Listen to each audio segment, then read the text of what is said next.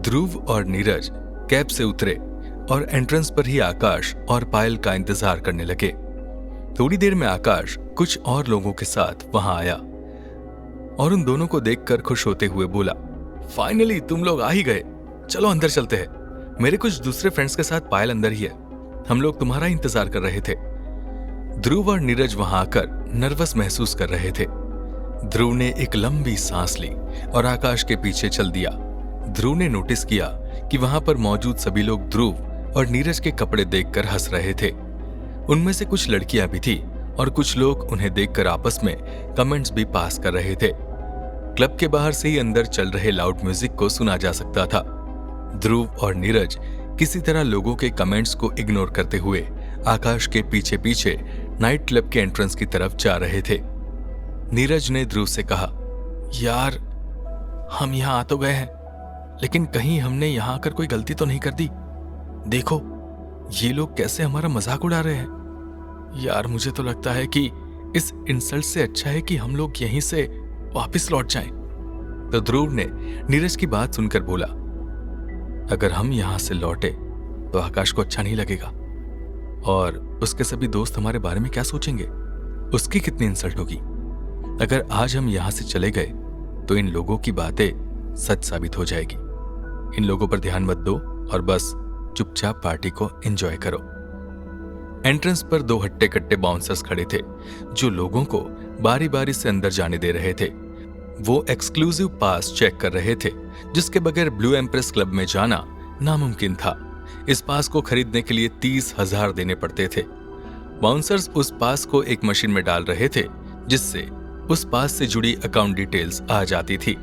इस डिटेल से पता चलता था कि पास ओनर इस क्लब में कितनी बार आ चुका है और उसके अकाउंट में कितने पैसे हैं। एक बार एंट्री लेने के लिए 30,000 फीस जमा करनी पड़ती थी।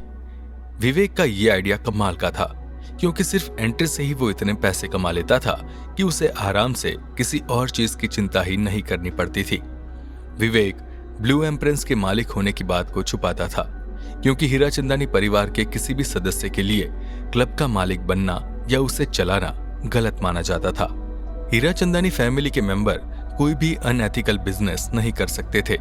अगर विवेक की ये बात सभी के सामने आ गई तो उसका लीडर बनने का सपना हमेशा के लिए टूट सकता था। विवेक इतनी जल्दी इतना ज्यादा टर्नओवर इसलिए कर पाया क्योंकि उसने एक नहीं बल्कि कई ऐसे बिजनेस में इन्वेस्ट किया हुआ था और समय के साथ उन बिजनेस को खरीदकर चोरी छुपके उनसे आने वाले प्रॉफिट को वो इवैल्यूएशन असेसमेंट के लिए इस्तेमाल कर रहा था।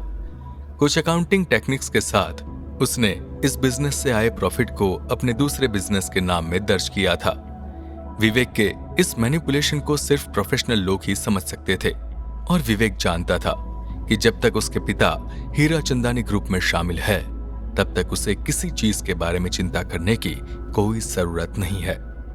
इस तरह विवेक के लिए कोई टारगेट बड़ा नहीं था। वो अपने इवैल्यूएशन असेसमेंट में बड़े से बड़े टारगेट को अचीव कर सकता था। ध्रुव के आने से पहले विवेक की इमेज बिजनेस ग्रुप के सामने बहुत अच्छी थी, लेकिन ध्रुव के आने के बाद उसकी इमेज थोड़ी खराब हो गई थी। विवेक के लिए सबसे बड़ी प्रॉब्लम यही थी। क्लब के एंट्रेंस पर आकाश ने उन दोनों बाउंसर में से एक को अपना पास दिखाते हुए कहा, कैसे हो थॉमस? ये मेरा दोस्त है और मेरे एक दोस्त ने इनवाइट किया है। उम्मीद है कि तुम्हें इस चीज से कोई प्रॉब्लम नहीं होगी। उस बाउंसर ने कहा, कोई प्रॉब्लम नहीं है सर, मैं अंदर सिक्योरिटी में इन्फॉर्म कर देता हूँ कि आपके साथ कुछ लोग और आए हैं। आप बेफिक्र होकर पार्टी को एंजॉय कीजिए। आकाश बाउंसर की बात सुनकर खुश हो गया और उसने अपने सभी दोस्तों को अंदर चलने के लिए कहा।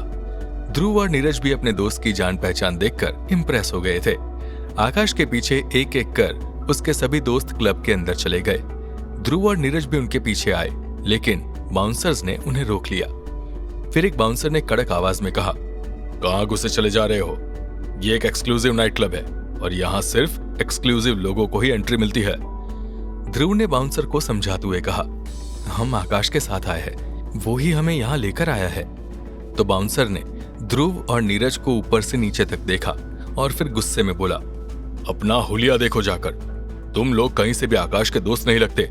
इस क्लब में एंट्री लेनी है तो कोई और तरीका सोचो।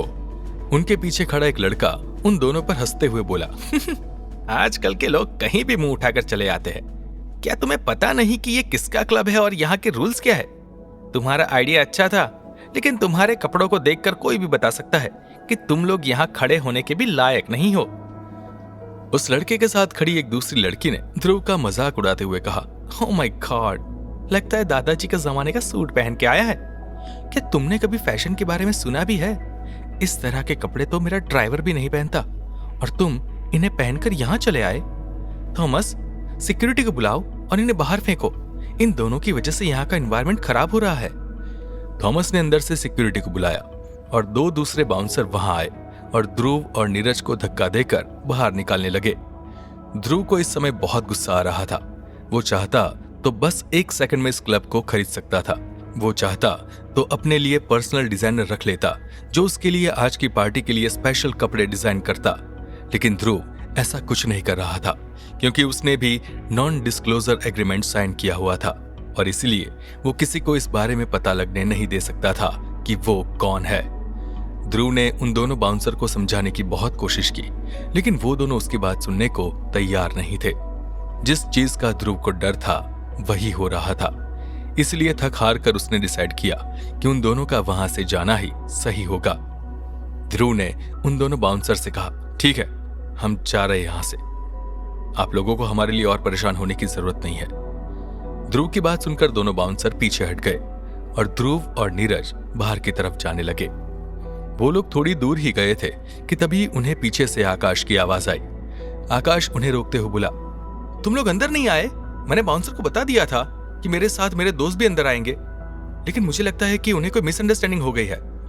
तो ध्रुव ने मुस्कुराते हुए कहा, इट्स ओके आकाश, हम दोनों को पहले से ही इस जगह के बारे में शक था। हम दोनों तुम लोगों की तरह हर जगह नहीं जा सकते। हमारे कपड़ों को देखकर लोगों को पता चल ही जाता है कि हम कौन है। तुमने हमें इनवाइट किया, इसके लिए थैंक्स, लेकिन हम यहां और नहीं रुक सकते। आकाश ने ध्रुव से कहा, यार ऐसा मत करो, मैंने अपने सभी दोस्तों को तुम्हारे बारे में बता दिया है। अगर तुम यहां से चले गए तो मेरी बात की कोई वैल्यू नहीं होगी। तुम्हारे साथ जो भी मिसबिहेवियर हुआ है उसके लिए मैं माफी मांगता हूं, पर प्लीज तुम दोनों अंदर चलो। ध्रुव और नीरज एक दूसरे को देखते हैं और फिर कुछ सोचते हुए आकाश के साथ अंदर चलने के लिए तैयार हो जाते हैं। आकाश गुस्से में था क्योंकि उसके कहने के बाद भी बाउंसर ने उसकी बात नहीं मानी। आकाश नहीं चाहता था कि ध्रुव और नीरज के साथ कुछ भी गलत हो, क्योंकि वही तो उन लोगों को यहां लेकर आया था। उसके रहते उसके दोस्तों की इंसल्ट हुई थी और ये उसकी इंसल्ट थी। आकाश ने मन बना लिया था कि आज वो उस बाउंसर को सबक सिखाकर ही रहेगा, ताकि आगे से वो लोगों के साथ ठीक तरह से पेश आए। ध्रुव आकाश के हाव भाव देखकर समझ गया था कि वो उस बाउंसर से जरूर लड़ेगा, और अगर ऐसा हुआ तो बिना मतलब की लड़ाई होगी, और ध्रुव ऐसा नहीं चाहता था। ध्रुव ने आकाश को समझाते हुए कहा, तुम बाउंसर से कुछ मत कहना, वो अपना काम कर रहा था, और हम लोगों के पहनावे से कोई भी इस बात पर यकीन नहीं करेगा कि हम तुम्हारे दोस्त हैं, इसलिए इसमें उसकी कोई गलती नहीं है। मैं नहीं चाहता कि मेरी वजह से किसी को कोई भी परेशानी हो। आकाश ने कहा, ध्रुव, आज जो तुम्हारे साथ हुआ है कल वो किसी के साथ भी हो सकता है। ये लोग यहाँ काम करते हैं, ना कि दूसरे लोगों की इंसल्ट। क्लब के रूल्स में कहीं ये नहीं लिखा हुआ कि किसी को उसकी हैसियत देकर क्लब में एंट्री मिलेगी। कोई भी क्लब की मेंबरशिप खरीद सकता है, बस उसे एंट्रेंस फीस देनी होती है। बाउंसर्स का बिहेवियर गलत था और इसीलिए उन्हें इस बारे में बताना जरूरी है। दोस्ती हैसियत देखकर नहीं की जाती, और ये बात लोगों को समझाना बहुत जरूरी है। आज तुम मेरे गेस्ट हो और तुम्हारी इंसल्ट मतलब मेरी इंसल्ट, इसलिए मैं इस बात को आसानी से जाने नहीं दे सकता। ये मेरे एथिक्स के खिलाफ है। कुछ देर में ध्रुव और नीरज वापिस क्लब की एंट्रेंस पर थे और आकाश भी उनके साथ था। वो लड़की जो कुछ देर पहले ध्रुव का मजाक बना रही थी, एक बार फिर शुरू हो गई और बोली, लो, बेशर्मी की हद होती है। इन लोगों को यहाँ से धक्के मारकर निकालने के बाद भी ये एक बार फिर यहाँ गए हैं। आखिर कोई इतना बेशर्म कैसे हो सकता है? खैर, इन लोगों के खून में ही बेशर्मी है। तो आकाश ने गुस्से में उस लड़के से कहा, शट अप, तुम खुद को समझती क्या हो? तुम्हें पता भी है तुम किससे और किसके लिए बात कर रही हो? ये ध्रुव कामत है जिसने सेंट ग्रेवर्स जैसी टीम को हराया है और अपने दम पर अपनी टीम का नाम रोशन किया है। इस क्लब के रेपुटेशन के लिए ध्रुव को होस्ट करना बहुत बड़ी बात है, और तुम लोग उसकी इंसल्ट कर रहे हो। क्या तुमने अपनी जिंदगी में आज तक 1 रुपया भी कमाया है? जो तुम यहाँ खुद को इतना बड़ा बता रहे हो। किसी की वैल्यू उसके कपड़ों या उसके लुक्स को देखकर नहीं, बल्कि उसकी क्वालिटीज को देखकर की जाती है। आज तो तुमने ये गलती कर दी, लेकिन आगे से तुमने ऐसा कुछ किया तो मैं तुम्हारी यहाँ एंट्री बंद करवा दूंगा। वो लड़की आकाश की बात सुनकर गुस्से में आ गई और उसने कहा, तुम खुद को समझते क्या हो? तुमने अपनी फैमिली के नाम का इस्तेमाल करने के अलावा और किया ही क्या है? अपने सड़क छाप दोस्त की तरफदारी करते हुए तुम्हें शर्म नहीं आती? ये जगह सिर्फ एलिट्स के लिए है और इसलिए यहाँ आने का हक सिर्फ हम जैसे लोगों को होना चाहिए। इस क्लब की हर चीज के लिए हम पैसे देते हैं और इसलिए हमें ये डिसाइड करने का पूरा हक है कि यहाँ कौन आएगा और कौन नहीं। मैं इन सड़क छाप लड़कों पर भरोसा नहीं करती। क्या पता इनका इरादा गलत हो और इस क्लब में आकर ये कोई क्राइम करे।